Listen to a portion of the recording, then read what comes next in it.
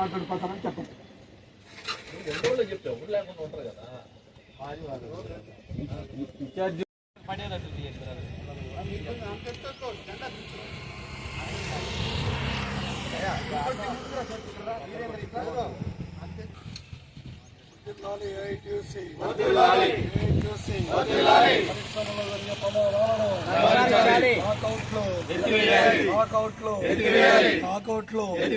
కార్మికులను కాపాడాలి, కార్మికులను రక్షించాలి, కాపాడాలి.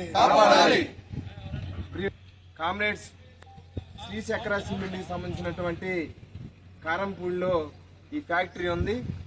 ఈ ఫ్యాక్టరీలో ఏదో మన పేపర్లో వాటిల్లో సుమారు 400 మంది కార్మికులు పనిచేస్తా ఉన్నారు. దాన్ని లాకౌట్ చేస్తామంటే కార్మికులందరూ కూడా రోడ్డును పడే పరిస్థితి వచ్చింది. దానికి సంబంధించినటువంటి విషయాలు మాట్లాడటానికి, చర్చించడానికి మా ఏఐటీసీ రాష్ట్ర ప్రధాన కార్యదర్శి వెంకట సుబ్బయ్య గారు, అదేవిధంగా మా పార్టీ సహాయ కార్యదర్శి హుసేన్ గారు, ఇక్కడ ఉన్నటువంటి మా ఏఐటీసీ లీడర్స్ హనుమంతరావు గారు, అదేవిధంగా బోదాల శ్రీనివాసరావు గారు, కొమ్మెర వెంకట్రావు గారు, బాబురావు గారు, మా పార్టీ కార్యదర్శి శ్రీనివాసరెడ్డి గారు, సుబ్బారావు గారు, సీన్ నాయక్ గారు, సైదా గారు, వెంకట్రావు గారు, సీను యేసుపాదం గారు, ఇంకా అనేక మంది మన వాళ్ళందరూ కూడా ఈరోజు వాళ్ళతో మాట్లాడి చర్చించి భవిష్యత్తులో ఎలా చేయాలి, ఏం చేయాలని చెప్పి మాట్లాడటానికి ఈరోజు మా రాష్ట్ర ప్రధాన కార్యదర్శి వెంకట సుబ్బయ్య గారు వచ్చారు. వారిని 2 నిమిషాలు కార్మికులను ఉద్దేశించి మాట్లాడవలసింది. రాష్ట్ర వ్యాప్తంగా ఉండేటువంటి సిమెంట్ ఇండస్ట్రీలో మరి అనేక రకాల సమస్యలు ఉత్పన్నమవుతున్నాయి. ఇప్పుడు ఇటీవలనే మరి కడప జిల్లాలో కొన్ని పరిశ్రమలు, నంద్యాల జిల్లాలో కొన్ని పరిశ్రమలు, ఎన్టీఆర్ జిల్లాలో కొన్ని పరిశ్రమలు, అలాగే పల్నాడు జిల్లాలో కొన్ని పరిశ్రమలు, ఇవన్నీ ఉండేటువంటి సిమెంట్ ఇండస్ట్రీ అంతా కూడా మరి బాగా ఈరోజు కార్మికులు ఇబ్బంది పడుతున్నారు. అనేక పరిశ్రమలలో కూడా కార్మికుల సమస్యలను పరిష్కరించకుండా ఉన్న పలంగా యాజమాన్యాలు మాకు నష్టాలు వచ్చినాయనేటువంటి నెపంతో మరి లాకౌట్ చేయాలని చూస్తున్నారు.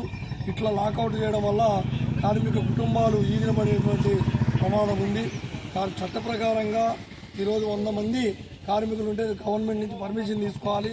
మరి ఈరోజు కేంద్ర రాష్ట్ర ప్రభుత్వాలు అవలంబిస్తున్నటువంటి కార్మిక వ్యతిరేక విధానాల వల్ల మరి ఇప్పుడు లేబర్ కోడ్ల వల్ల కూడా తర్వాత 300 మంది దాకా తీసుకుపోతున్నారు పర్మిషన్.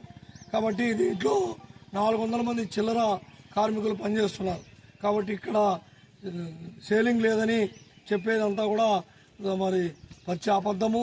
కాబట్టి ఈరోజు అన్ని పరిశ్రమలలో సేలింగ్, లాభాలలో వచ్చేటటువంటి ఫ్యాక్టరీలు కూడా easy of doing the business, speed of the doing business పేరుతో ప్రభుత్వం సాగిస్తున్నటువంటి కుట్రలో భాగంగా ఈరోజు పరిశ్రమలన్నీ కూడా అతలాకుతలమవుతున్నాయి. పరిశ్రమలలో భద్రతా ప్రమాణాలు పాటించకుండా ఏదైనా ప్రమాదం జరిగినప్పుడు మరి చనిపోతే ఆ కార్మికులకు నష్టపరిహారం ఇవ్వాలనేటువంటి దాంతో పరిశ్రమల యజమానులకు గవర్నమెంట్ డైరెక్షన్ చేస్తూ ఉంది. కాబట్టి ఇటువంటి పద్ధతులు మానుకోవాలా. మననే విశాఖపట్నం స్టీల్ ఫ్యాక్టరీలో ఒక ఘోర ప్రమాదం జరిగితే దాదాపు 10 మంది కార్మికులు సజీవ దహనం అయిపోయారు.